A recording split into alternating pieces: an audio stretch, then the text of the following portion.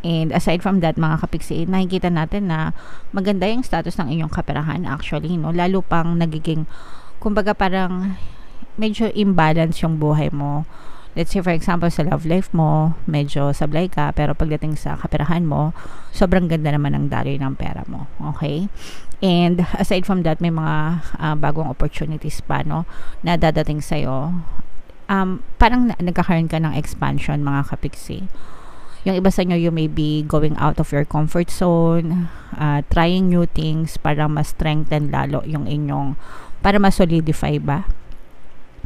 So parang pag sinabing solidify, parang sinusolid nyo, no? Sinusolid nyo, ginagawa nyo matibay yung pundasyon nyo pagdating sa kaperahan, pagdating sa trabaho, or kung ano man yung source of income nyo, mga kapiksi.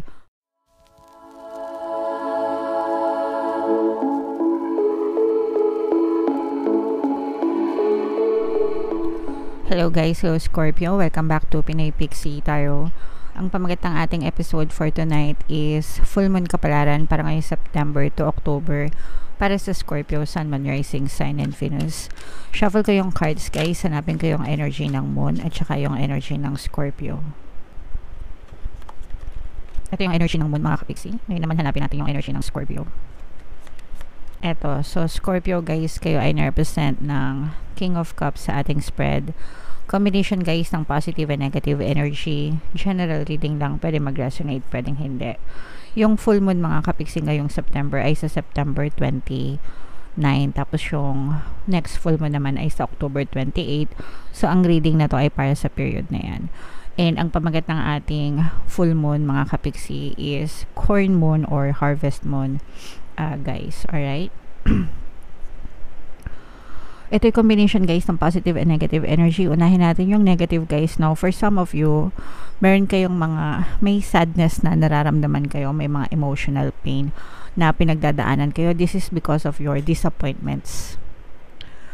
Mga disappointments sa buhay nyo, yung mga problema, ganyan, sa kahit anong aspeto, pwedeng sa buhay, pwedeng sa trabaho, pwedeng sa love life, mga kapiksi. And the more na na-frustrate ka, the more na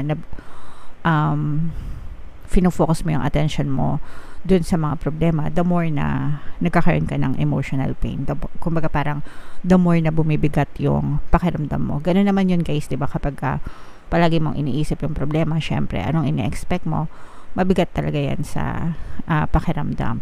So you have to pay attention sa inyong emotional healing, mga kapiksi. Kailangan dito guys magkaroon ng acceptance and forgiveness. Accept nyo na nangyari na yun, tapos na yun, and then forgive the person kung ito man ay isang tao na nanakit sa'yo, or forgive yourself for putting yourself in that kind of situation na nagpahirap sa'yo, mga kapiksi. Pero right now, nandun ka sa stage na damang-dama mo pa, no? Damang-dama mo pa yung sama ng loob, damang-dama mo pa yung sakit, damang-dama mo pa yung hapdi at kirot, no? And mabigat pa siya para sa'yo. Hindi mo pa nakakalimutan, kumbaga, yung nangyayari, kaya medyo sariwa pa. Sa channel natin guys, mayroon tayong Ho'oponopono and Self-Love Subliminal. Pwede nyo pakinggan yun guys. Ginawa ko talaga yun para sa mga kapiksi natin na may pinagdadaanan. Makakatulong siya sa inyong emotional healing. Pero syempre, tulungan nyo rin yung sarili nyo guys, kasi kayo lang talaga yung makakatulong sa sarili nyo. So, i-divert nyo yung attention nyo sa ibang bagay, sa mga bagay na magpapasaya sa'yo.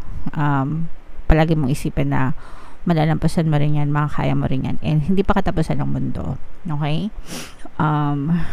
Tuloy ang buhay, tuloy-tuloy lang ang buhay. So, never give up. Alright? And on the good side, mga kapiksi, for some of you may magbabalik, no? Especially if this is somebody na nakagawa ng kasalanan sa'yo. This may be a past person, your ex-person, pwedeng ka mag-anak mo, or whomever na nag-cause ng iyong emotional pain. This person will try to make amends, no? Magsusorry ito, parang iba-bribe kayo, ganyan.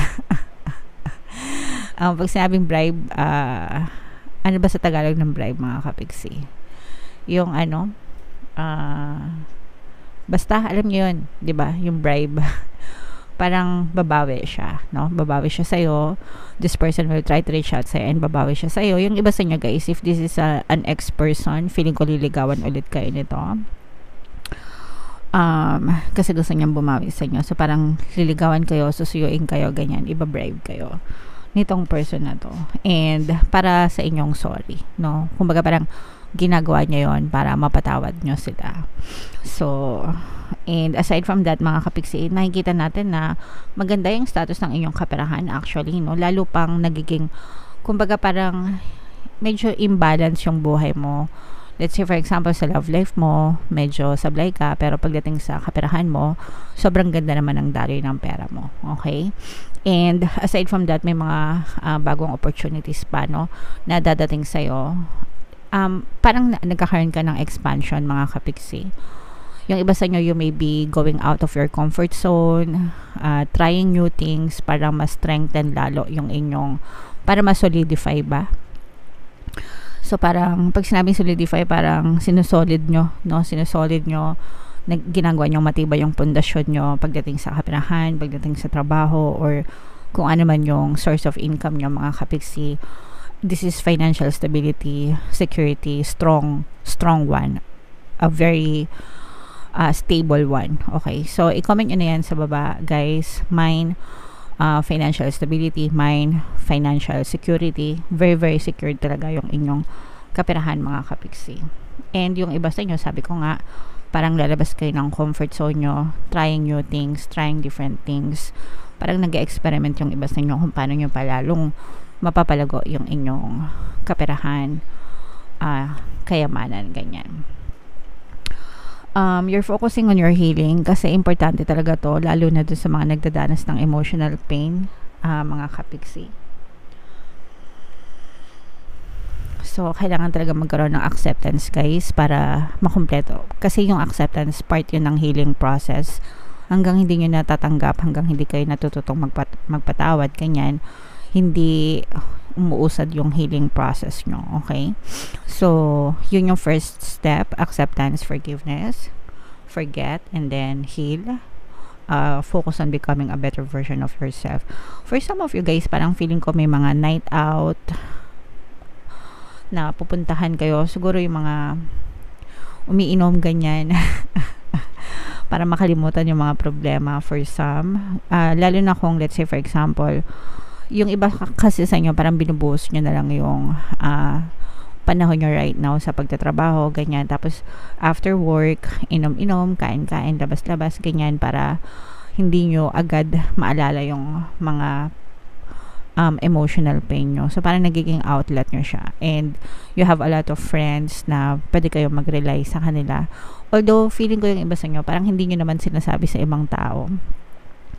Hindi nyo kinakwento, ganyan. Parang sinasarili nyo lang yung mga sama ng loob nyo, guys.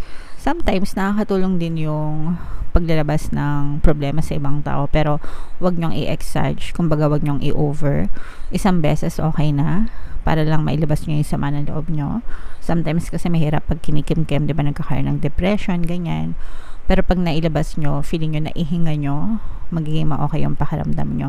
Pero wag nyo ring gawin na mayat maya, kasi the more na you're telling your old story, the more that you're affirming for it, the more na makakita kayo ng evidence na, oy, may problema ako. Okay? So, hindi siya matitigil. Non-stop siya. It will always show up in your reality kapag palagi nyo siyang kinukwento. So, kung ayaw nyong experience, no? Lalo yung mga problema nyo, okay lang ikwento nyo isa, dalawang beses, tapos tama na. Wag nang ulit-ulitin pa, mga kapiksi. Meron tayong presence ng Earth sign, Aquarius, Gemini, Libra. For some of you, parang meron yun, parang naihinga nyo yung sama ng loob nyo, and this person, tinutulungan din kayo na malift yung mood nyo.